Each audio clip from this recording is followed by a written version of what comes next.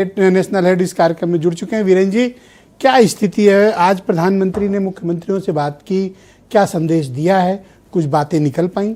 दूसरा, एक और बड़ी अनयूजुअल चीज़ आज हुई कि आज भारत सरकार की जो एम्पावर्ड कमेटी है कैबिनेट की, उसने $2.8 बिलियन की रक्षा खरीद को तत्काल मंजूरी दी है। तो ये दो अनयूजुअल चीज़ें हुई हैं। ऐसा लगता है कि ईरान का युद्ध कुछ विस्तृत ले सकता है, भारत को भी अंदेशा है। देखिए, सबसे पहले तो आज आसिम बकार ने बड़ा जज्बाती भाषण दिया और ईरान पर हुए हमले और खामनेई के जाने का दुख और मातम आज भी इस देश में लोगों के दिलों में बैठा हुआ है। और वो दर्द इतना ज़्यादा है कि गैस आए, तेल आवे ना आए, लेकिन अमेरिका पर चढ़ाई कमज़ोर न पड़ने पावे। ये बात तो सब है। ईरान हमारा दोस्त है, अमेरिका हमारा दोस्त है, रसिया हमारा दोस्त है, चाइना हमारा दोस्त है। सब एक दूसरे के दोस्त है और दुश्मन भी हैं।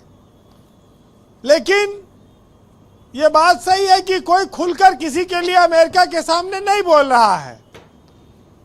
उसके बावजूद अमेरिका का कोई सपोर्ट या समर्थन भी भारत ने नहीं किया है। और उसके बावजूद हमारे तेल के टैंकर, गैस के जहाज सब रुके पड़े हैं। इजराइल ने ईरान ने आभार जताया है, लेकिन अपना कलम तो नहीं हिलाया। एक को जहाज डोलने नहीं दे रहा है नदी के इस पार उस पार। समस्या इसी बात की है। और जहां तक बात है देश में समस्या की, चुनौती की, क्राइसिस की, देखिए, अगर आज ट्रंप ने कहा है कि 10 दिन और हम ऊर्जा क्षेत्र पर हमले नहीं करेंगे, मियाद 10 दिन और बढ़ी है, तो ऐसा लगता है कि कुछ राहत बनेगी। 10-12 दिन और देखना चाहिए। और भारत इस पोजीशन में है। हमने तो कोरोना में देखा, जब लोग एक दूसरे को छू नहीं सकते थे, यहां पर छूने कोई रोक नहीं है। संसाधनों को सीमित उपयोग पर है। पेट्रोल, डीजल, गैस, इसका सीमित इस्तेमाल करिए। और जो लोग बाहर हैं, परदेश में हैं, वो गांव लौट आएं। गांव में वातावरण अच्छा है, खाने पीने के लिए गैस पर निर्भरता नहीं है, कंडा है, चूल्हा है, बाटी है, चोखा है। जो खाना पीना चाहें, बिजली की भी उतनी समस्या नहीं है, लोग जीवन यापन कर सकते हैं। तो ये भारत की ताकत है, जो इसकी विविधता को लोग जिसकी सराहना करते हैं। आप तो ऑप्शन भी दे रहे हैं वीरेंद्र जी कि गांव चले।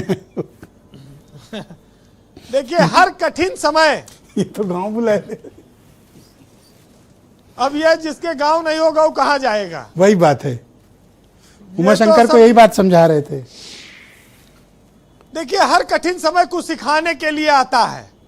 वो विकल्प भी लेकर आता है। वैकल्पिक ऊर्जा पर भी लोग जा रहे हैं।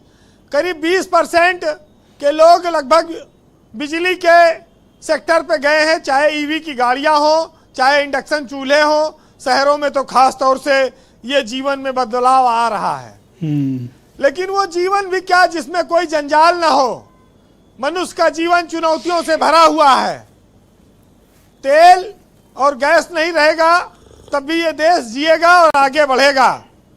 ब्रजेश जी, हम लोगों ने वो दौर भी देखा जब लोग ट्यूबवेल में स्नान करते थे और गांव में बैठ के ताश खेलते थे, समय काट लेते थे।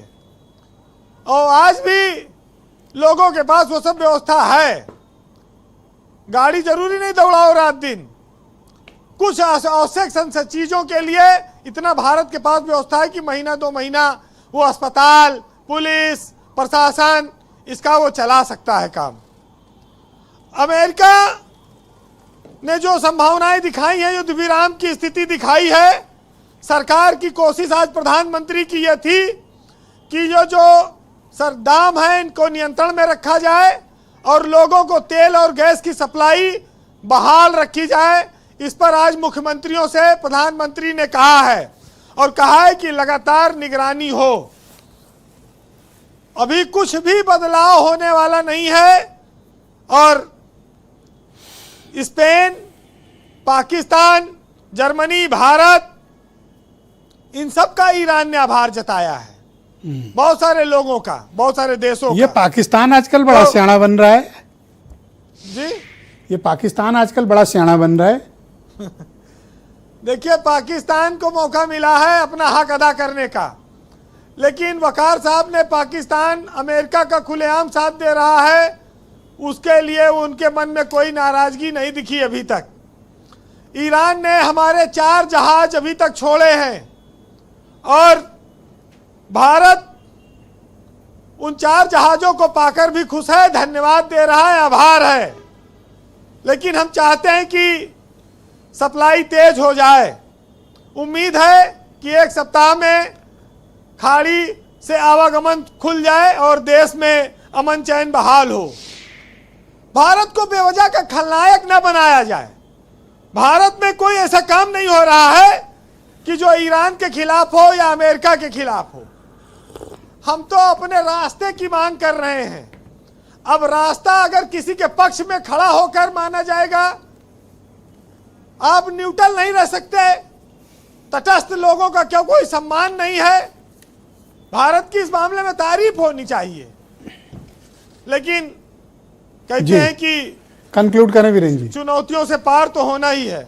जी ब्रजेश जी, इस देश में वो लोग भी रहे हैं, वो बोले कि पेट्रोल चाहे 500 रुपया लीटर हो जाए, हम मोदी के राज में लेंगे, चाहे अभी तो। और सबसे ज्यादा लाइन वही लोग लगाए हुए हैं। अभी विनय राय हमें बता रहे थे कुशीनगर और देवरिया में वही लोग लाइन लगाए हुए। और बड़ी आप आश्चर्य की बात करेंगे कि लोग कहते हैं कि भाई 50 लाख के प्लाट खरीदे रहन और 5 साल में 5 करोड़ का हो गया भैया। लेकिन अगर पेट्रोल 5 साल में 100 रुपया टिका है तो उस पर ऐतराज है उनको। इस क्राइसिस में भी भराई लो, लूट लो, तो 2 रुपया बढ़े घटे उससे कोई समस्या नहीं है। अरे आज तो एक बीरेन जी मैंने देखा है कुकर लेके गया था। कुकर, अनिला जी ने भी देखा होगा वो वीडियो। कुकर लेके गया था, कहा 3 लीटर इसमें भी भर दो। 3 लीटर देवरिया का वीडियो था, ये राय साहब के पड़ोसियों का जिला। 3 लीटर भरवा के लाया। भाई जिसके पास जो बर्तन होगा वो लेके जाएगा। इस देश में अभी नमक की क्राइसिस आ जाए, लोग नमक खरीदने लगेंगे। यहाँ गणेश जी दूध पीने लगे, दूध खत्म हो गया। ये तो अफवाहें हैं, लेकिन अभी इसेंशियल कमोडिटीज को लेकर ज्यादा समस्या नहीं है। जी वीरेंद्र जी कंक्लूड करें। लेकिन मैं इतना जरूर कहूंगा कि भारत चुनौतियों का सामना करने में सक्षम है और हम तटस्थ रहकर इस युद्ध को देख रहे हैं और इस युद्ध में जहां पर मानवीय आधार पर जरूरत होगी भारत खड़ा होगा, ऐसी उम्मीद की जा रही है। जी फिलहाल ये कुछ लाइनें हैं कि मेहनत की आग में जो तप जाता है वही असली सोना बनकर चमकता है। किस्मत भी उसी पर मेहरबान होती है जो हालात से कभी नहीं घबराता है।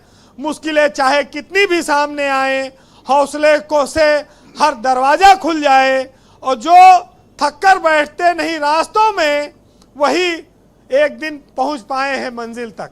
बहुत शुक्रिया वीरेंद्र जी, आपका बहुत बहुत धन्यवाद हमारे साथ जुड़ने के लिए। अपना फीडबैक, ओपिनियन और